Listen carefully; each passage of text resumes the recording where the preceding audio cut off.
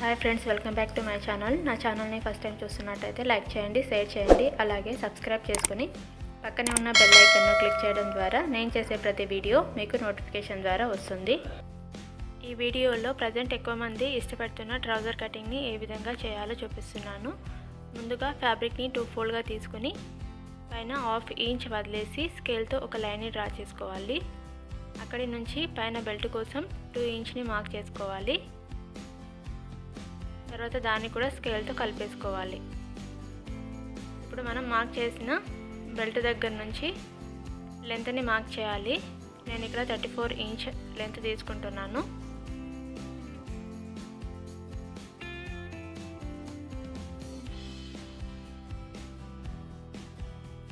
ఇప్పుడు కింద వైపున మార్కింగ్ దగ్గర నుంచి ఫోల్డింగ్ కోసం 2 ఇంచెస్ తీసుకోండి.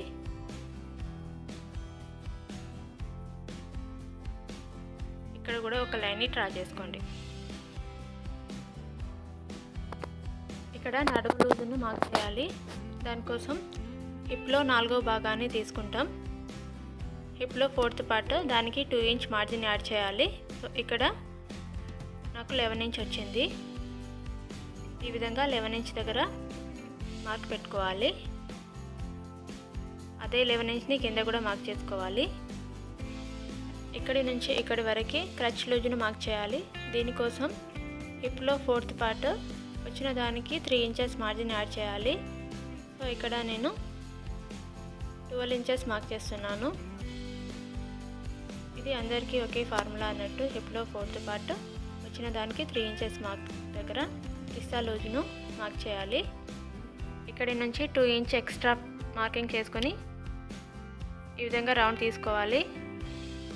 ఇప్పుడు టేప్ని ఈ విధంగా పెట్టుకొని మన వైపుకు ఫోల్డ్ చేసుకోవాలి. ఎక్కడ వరకు వస్తుందో అక్కడ ఒక మార్క్ పెట్టుకోవాలి.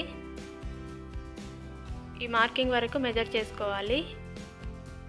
6.5 ఇంచ్ వచ్చింది.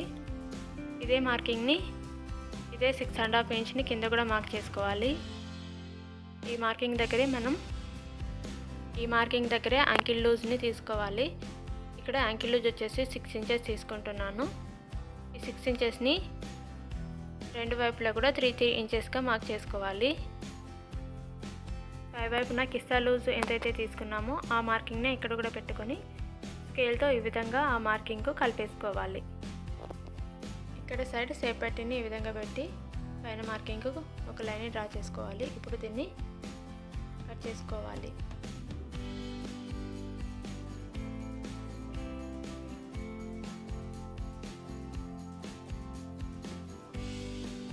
ఇప్పుడు బ్యాక్ పీస్ని కట్ చేసుకోవడానికి ఫ్యాబ్రిక్ని ఈ విధంగా 2 ఫోల్డ్గా తీసుకోవాలి.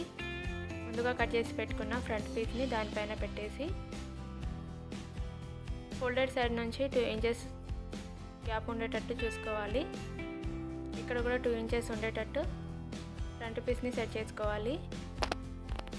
సైడ్కి కూడా 2 ఇంచెస్ గ్యాప్ వచ్చేటట్టు మార్కింగ్ చేసుకోవాలి. ఫ్రంట్ పీస్ పైన వైపున 2 ఇంచెస్ ఎక్కువ తీసుకోవాలి. అలా తీసుకోవడం వల్ల ప్యాంట్ కూర్చున్నప్పుడు పైకి ఎక్కకుండా ఉంటుంది. ఇప్పుడు దీన్ని యాజ్ ఇట్ ఈస్గా కట్ చేసేసుకోవాలి.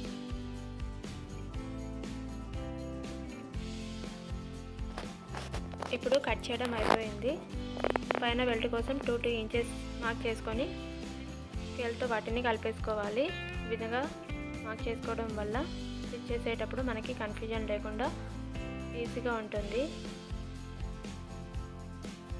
ఇక్కడ 1 ఇంచ్ దగ్గర ఒక కట్ని పెట్టుకోవాలి. సైడ్ ప్యాకెట్స్ కోసం 2 పీసెస్ని తీసుకున్నాను. పెద్ద పీస్ లెంత్ వచ్చేసి 13 ఇంచ్ ఉంది.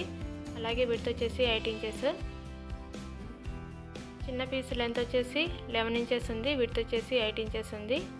ఈ విధంగా 2 పీసెస్ని తీసుకోవాలి. కార్నర్ దగ్గర ఈ విధంగా రౌండ్ తీసుకోవాలి.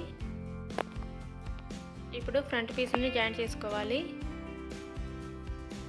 1/2 ఇంచ్ వదిలేసి స్టిచ్ని వేసుకోవాలి. అలాగే ఇంకో స్టిచ్ కూడా వేసేసుకోవాలి. ఇప్పుడు ఇంకో పీస్ కూడా జాయింట్ చేసుకుంటున్నాను.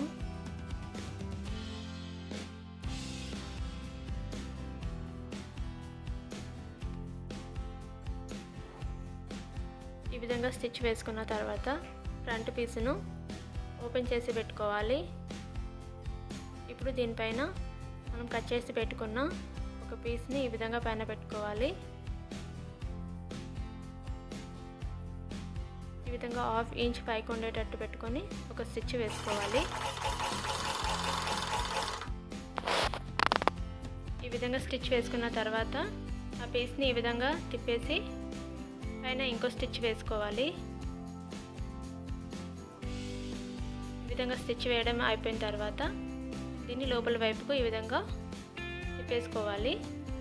దీని కింద పెద్ద పీస్ని వేసుకోవాలి. ఈ విధంగా పెట్టుకొని పినప్ చేసుకోవాలి.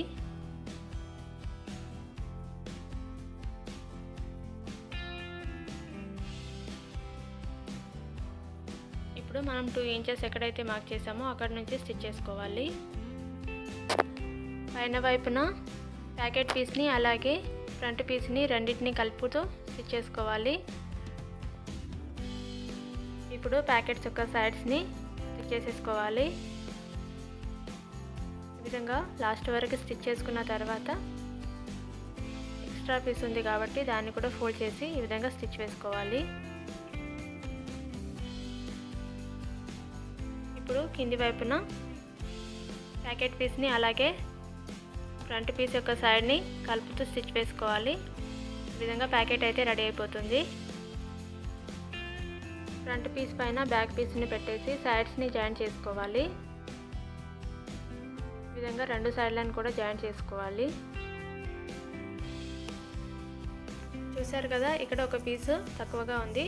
ఈ రెండింటిని కూడా ఈ విధంగా ఈక్వల్గా పెట్టుకొని స్టిచ్ వేసుకోవాలి.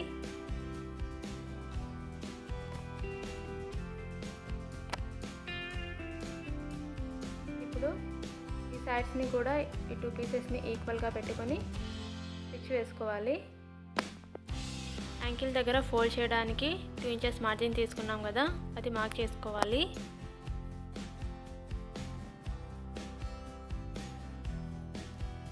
ఇప్పుడు బెల్ట్ను స్టిచ్ చేయడం కోసం పైన 1/2 ఇంచ్ దగ్గర ఒకసారి క్లాత్ని ఫోల్డ్ చేసి మన మార్జిన్ ఎక్కడి వరకు అయితే పెట్టామో అక్కడి వరకు ఫ్యాబ్రిక్ని ఫోల్డ్ చేసుకోవాలి. ఈ విధంగా ఫోల్డ్ చేసుకొని పిన్స్ పెట్టుకోండి. ఈ విధంగా బెల్ట్ని 3 ఇంచెస్ ఎక్కడి వరకు ఉందో అక్కడి వరకు ఈ విధంగా తిప్పుకోవాలి. ఇప్పుడు దీన్ని స్టిచ్ చేసుకోవాలి. అలాగే కింది వైపున కూడా మనం మార్జిన్ ఎక్కడి వరకు అయితే పెట్టామో అక్కడి వరకు ఈ విధంగా 1 ఫోల్డ్ చేసుకోవాలి. 1 ఫోల్డ్ చేసుకున్న తర్వాత దీన్ని ఇంకో ఫోల్డ్ చేసుకొని పిన్స్ పెట్టుకోవాలి. ఇంకో సైడ్ కూడా ఇలాగే ఫోల్డ్ చేసుకోవాలి. ముందుగా ఈ విధంగా మనం మార్కింగ్ చేసేంత వరకు ఫోల్డ్ చేసుకొని తర్వాత ఇంకో ఫోల్డ్ చేసి దీన్ని స్టిచ్ వేసుకోవాలి. కావాలంటే మీరు ముందుగానే ఈ విధంగా కూడా ఫోల్డ్ చేసి స్టిచ్ చేసేసుకోవచ్చు. ఇప్పుడు పైన బెల్ట్ని స్టిచ్ చేసుకోవాలి. దానికోసం ఎలాస్టిక్ పెట్టుకోవడానికి ఒక 1 ఇంచ్ని వదిలేసి పైన బెల్ట్ మొత్తాన్ని స్టిచ్ చేసుకోవాలి.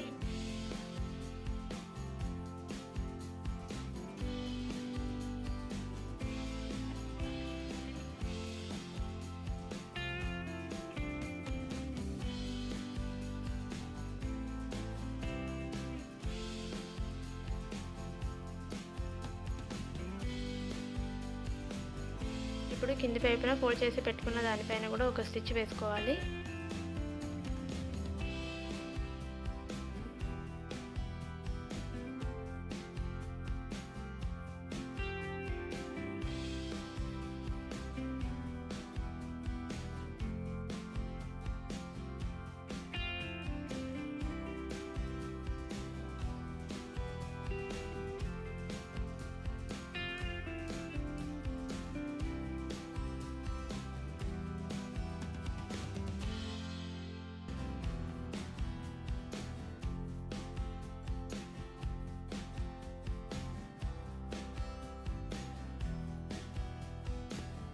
ఇప్పుడు ఎలాస్టిక్ను పెట్టుకోవాలి.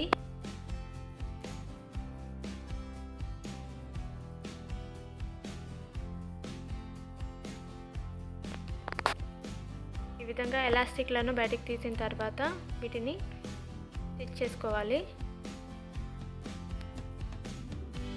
ఇప్పుడు ఎలాస్టిక్ కోసం 1 ఇంచ్ వదిలిపెట్టాం కదా, అక్కడ కూడా ఒక స్టిచ్ వేసుకోవాలి. వీడియో ఎలా అనిపించిందో కామెంట్ సెక్షన్లో మెన్షన్ చేయండి. లైక్ చేయండి, షేర్ చేయండి, అలాగే సబ్స్క్రైబ్ చేయడం మాత్రం మర్చిపోకండి.